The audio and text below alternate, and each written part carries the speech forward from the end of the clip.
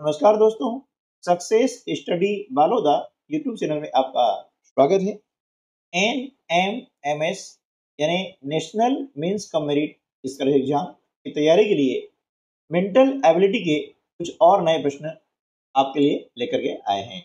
इस परीक्षा की तैयारी के लिए हमने व्हाट्सएप ग्रुप बनाए हुए हैं, जिसकी लिंक इस वीडियो के डिस्क्रिप्शन बॉक्स में दी गई है। आप चाहें तो उन ग्रुप्स को ज्वाइन कर सकते हैं। इसके अलावा इस परीक्षा की तैयारी के लिए हमने बहुत सारे वीडियो अपलोड कर रखे हैं, है ना। NMS 2022-23 के 4 प्लेलिस्ट बनी हुई है। गणित, मेंटल एबिलिटी यानी मानसिक योग्यता, विज्ञान और सामाजिक विज्ञान। इस परीक्षा में मेंटल एबिलिटी के यानी मानसिक योग्यता के 90 प्रश्न आते हैं, है ना, जो हमें 90 मिनट में हल करना होते हैं। यानी 1 मिनट में एक प्रश्न को पढ़ना भी है, समझना भी है और उसका उत्तर OA मार्कशीट पर अंकित भी करना है। इसलिए ये प्रश्न बहुत महत्वपूर्ण है ना, और इनका अभ्यास करना उससे ज्यादा महत्वपूर्ण है। मेंटल एबिलिटी यानी मानसिक योग्यता, जिसे हम तर्क शक्ति परीक्षण, बुद्धिमत्ता परीक्षण या रीजनिंग कहते हैं। तो आइए शुरू करते हैं हम आज का वीडियो। प्रश्न को करने के पहले सबसे पहले क्या करें, पढ़ेंगे निर्देश, है ना। निम्नलिखित सूचनाओं को ध्यान से पढ़िए और दिए गए प्रश्नों के उत्तर दीजिए। प्रश्न क्रमांक 1 से 5 तक, यानी ये जो निर्देश दिया गया है ये प्रश्न क्रमांक 1 से 5 तक के लिए है। अब देखिए यहाँ पर हम पढ़ लेंगे। एक परिवार के सभी 6 सदस्य A, B, C, D, E और F साथ साथ रहते हैं, है ना। यानी एक परिवार है, उसमें 6 सदस्य हैं, A, B, C, D, E और F, ठीक है ना। ये क्या कहते हैं, साथ साथ रहते हैं। अब देखिए B C का बेटा है, पर C B की मां नहीं है, ठीक है। A और C विवाहित युगल हैं। E C का भाई है, D A की पुत्री है, F B का भाई है। अब जब ऐसे प्रश्न हल करते हैं तो देखिए जैसे हम आगे पढ़ते जाएंगे वैसे यहाँ पर एक थोड़ा डायग्राम बनाते हैं ताकि आपको समझ में आ जाए। क्या बोला है कि बी सी का बेटा है, यानी देखिए ये बी लिखा हमने, है ना। अब सी का बेटा है, तो सी का बेटा है यानी सी क्या हो गया, ऊपर की जो पीढ़ी है उसमें चला गया, है ना।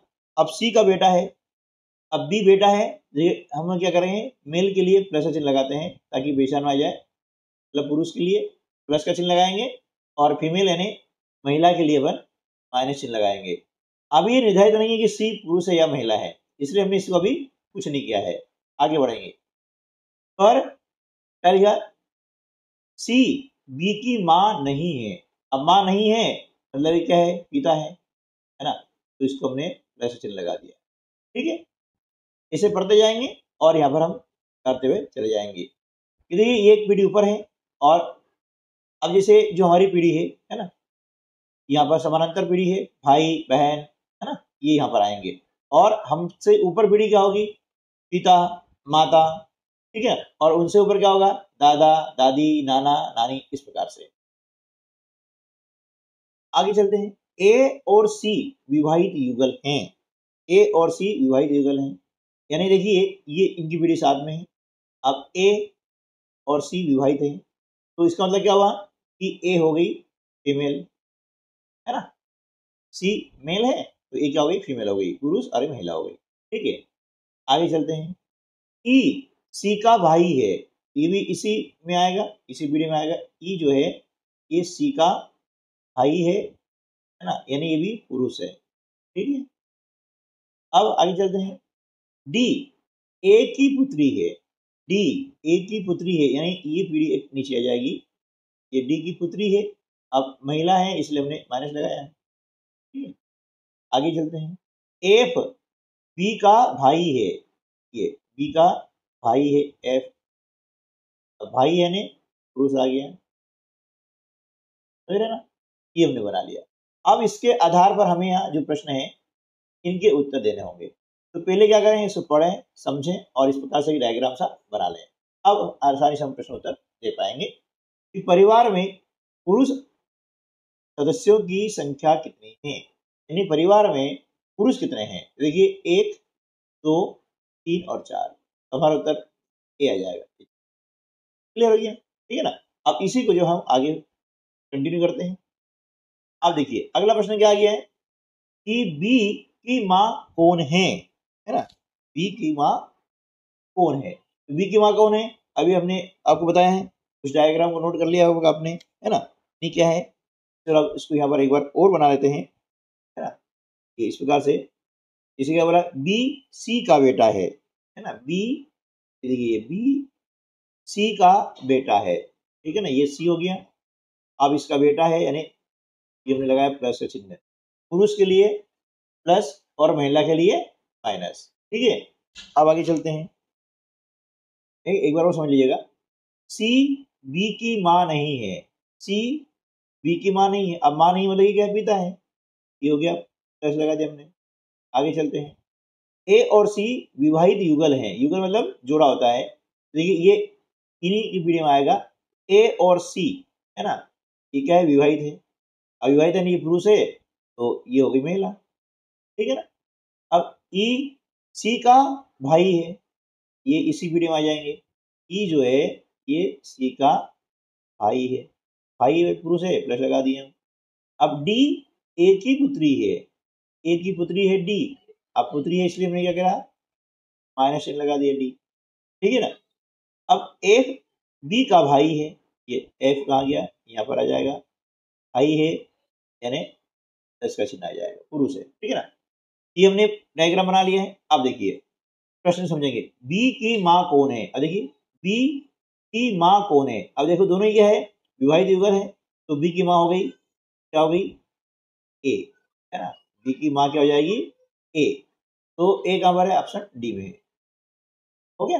चलिए ए के कितने बच्चे हैं, अब देखिए ए के कितने बच्चे हैं, ये पुत्री हो गई और दोनों पुत्र हो गई, कितने हो गए, 3, ऑप्शन सी, है ना। क्लियर, ऐसा डायग्राम बनाएंगे बहुत आसानी से इन प्रश्न उत्तर हम दे सकते हैं। अब ई की पत्नी कौन है, अब यहाँ पर हमें ज्ञात नहीं कर सकते हैं, क्योंकि जो आंकड़े दिए गए हैं, जो जानकारी दी गई है, जो इन्फॉर्मेशन दी गई है, उसके अकॉर्डिंग ई की पत्नी का यहाँ कोई उल्लेख नहीं है, इसलिए उत्तर आ जाएगा डी, ज्ञात नहीं कर सकते हैं। निम्नलिखित में से कौन सी जोड़ी महिलाओं की है, अब महिला कौन है, देखिए ए और डी, तो महिलाएं हैं, ए और डी कहाँ आ रहा है, ऑप्शन बी में आ रहा है, ठीक है। क्लियर है, वीडियो अच्छा लगा है तो लाइक कर दीजिएगा और अपने अन्य दोस्तों को भी शेयर कर दीजिएगा।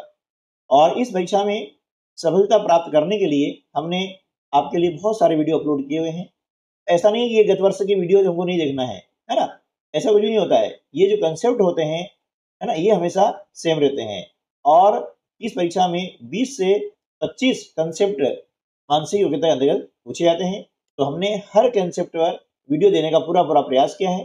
तो आप वीडियो की जो प्लेलिस्ट है उसको देख लें, उनको सीख लें और परीक्षा में सफलता अर्जित करें। नेक्स्ट क्वेश्चन है, देखिए उचित क्रम में लिखिए।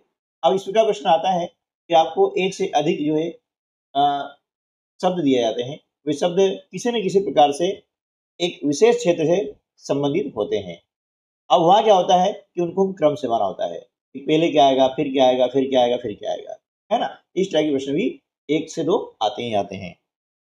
तो देखिए अब यहाँ देख रहे हैं हम, समुद्र, बड़ी नदी, महासागर, छोटी नदी और हिमनद, यानी इसका उचित क्रम क्या होगा, है ना। इनमें से सबसे पहले क्या चीज आती है वो हमको देखना है। तो देखिए सबसे पहले आता है हिमनद, है ना, ग्लेशियर जिसे कहते हैं, ठीक है। उसके बाद में क्या होता है, हिमनद से छोटी नदी निकलती है, वहां से क्या होता है, छोटी नदी निकलती है। अब उसके बाद में छोटी नदी से क्या हो जाती है, बड़ी नदी होती है, धीरे धीरे इसमें और नदियां मिल जाती हैं और हो जाती बड़ी नदी। अब बड़ी नदी कहाँ जाती है, समुद्र में जाती है, और समुद्र मिल करके क्या बनाते हैं, महासागर, है ना। एक से अधिक समुद्र मिल जाते हैं और ये रहता है महासागर। ये क्रम हो गया, यानी क्या हो गया, पहले 5 आया, फिर 4 और फिर 2, ठीक है, 5 4 2, फिर आगे चलते हैं, क्या आया, 1 और फिर 3, यानी ऑप्शन डी जो है हमारा ये जवाब हो जाएगा। देखिए प्रश्न क्रमांक 7, निम्नलिखित को क्रम अनुसार लिखें। अब यहाँ पर आपको दिया है टेबल, पेड़, लकड़ी, बीज और पौधा, यानी ये जो 5 शब्द आपको दिए गए हैं इनमें सही क्रम क्या है। तो देखिए हम देखते हैं कि इसमें बीज होता है, बीज से बनता है पौधा, यानी 4 नंबर पे आएगा। अब देखिए यहाँ पर 4 आ रहा है, यहाँ 4 आ रहा है, अब यहाँ एक एक आ रहा है, यानी ये दो तो आपके ऑप्शन होंगे नहीं, ये उत्तर हो नहीं सकते हैं, हटा दिया। चलिए अब बीज से बनता है पौधा, यानी 4 के बाद क्या आएगा 5। अब देखिए 5 दोनों में चल रहा है, ठीक है। अब पौधे से क्या बनेगा, पेड़, क्या बनेगा, पेड़ बनता है पौधे से, यानी क्या आएगा 2 नंबर आएगा। बस अब देखिए यहाँ 3 आ गया है, यानी हमारा उत्तर क्या हो गया, ये हो गया है। परीक्षा में आप इस प्रकार से करें और आगे बढ़ जाए, लेकिन यहाँ हम समझेंगे पूरा, है ना, ताकि अंत तक हमको ये प्रश्न कैसे करें ये समझ में आ जाए। अब यह क्या हो गया, पौधे से पेड़ हुआ, अब पेड़ से हमें क्या मिलती है, लकड़ी मिलती है, तो क्या आएगा लकड़ी, 3 नंबर आ गया।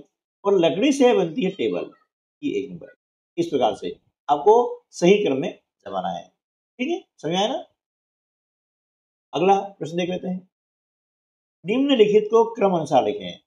देखिए यहाँ जिला, गांव, राज्य और विकास खंड आपको दिया हुआ है। इसमें भी क्या करना है, देखना है कि इसमें सबसे छोटी इकाई क्या है।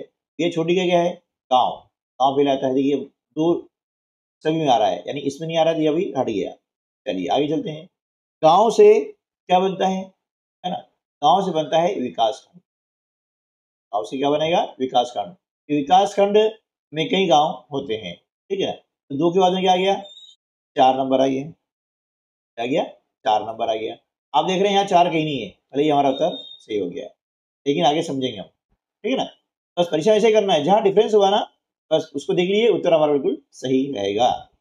अब देखिए विकास खंड होते हैं, अब कई विकास खंड मिलकर के, मतलब 2 या 2 से अधिक विकास खंड मिलकर जिला बनाते हैं, जिला बनता है। और जिले मिलकर के राज्य बनाते हैं, यानी एक राज्य में कई जिले होते हैं, और एक जिले में कई विकास खंड, और एक विकास खंड में कई गांव, ठीक है ना। तो यह छोटे से बड़ा क्रम है, यानी गांव, गांव से बनता है विकास खंड, विकास खंड से जिला, जिला से राज्य, ठीक है। तो ऑप्शन सी जो है हमारा सही जवाब हो जाएगा। क्लियर है, समझ में? ठीक है, चलिए अगला प्रश्न कर लेते हैं।